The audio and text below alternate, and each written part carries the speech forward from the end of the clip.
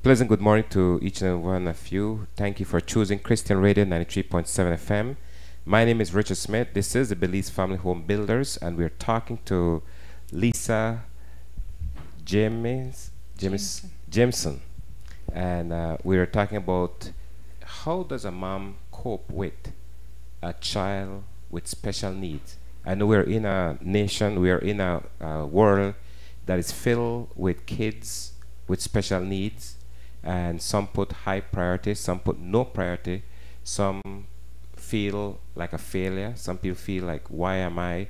Some people turn against God and says, why did you done this to me?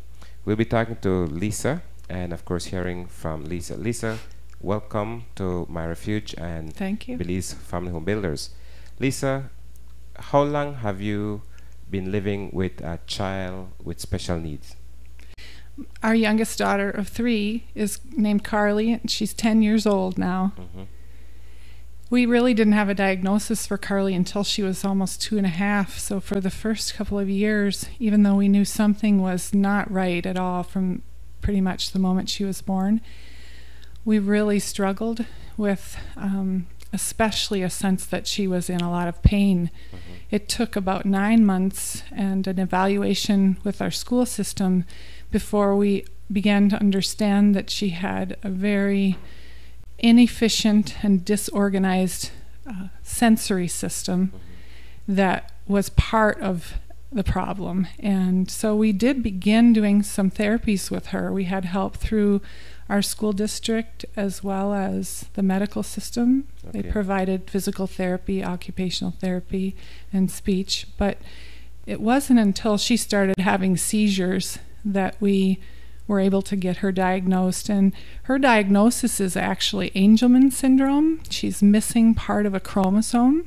which affects her development in every way. It also causes her to have a very complicated seizure disorder.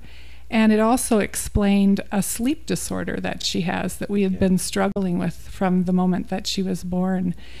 And at the point that that diagnosis was made,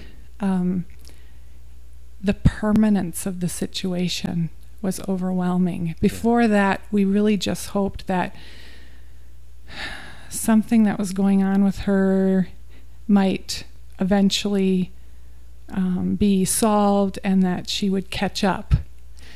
Talk to those people who are on the other side of the river, how to cross this river with high current. Okay. You know, first of all, God equips us for the things he calls us to do. And if he's allowed something like this to happen in your life, he will equip you with what you need to get through it. And so you just have to cling to that. When we have been very blessed to have a lot of support, and so we're big advocates trying to tell the world, you know, you need to stand alongside anybody you know. You know, it's more than even just helping them in practical ways, whether it's helping to fix a meal now and then or drive their kids somewhere. You know, we have people who've driven our other kids to soccer games and piano lessons and things because I needed a nap or something. So there's practical ways that we can be mat carriers for each other, the way that the paralyzed man had people who carried his mat for him to get him to Jesus. But we often forget that also those guys, that guy wouldn't have been healed just having somebody carry his mat around. That's right. He was healed because his friends crashed through a roof to get him to the feet of Jesus.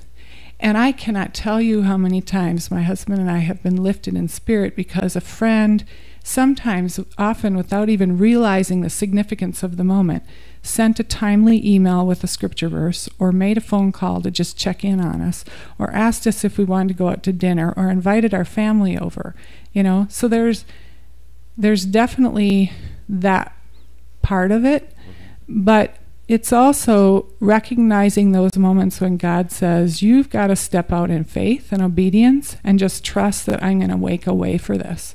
You know, there were so many times in this, sometimes still are, it just seemed impossible to face. You know, she's either just can't possibly accomplish levels of development that we would hope for, whatever the obstacle seems to be. And God early on for us showed us Joshua chapter 3, where the Israelites were arriving at the River Jordan, and he'd already parted the Red Sea for them once. But that time, he did it by just opening up the water, making a way for them through. Yes. But when they got to the Jordan, that time he said, no, it's flood stage and it's raging and you're going to get knocked down and blown over.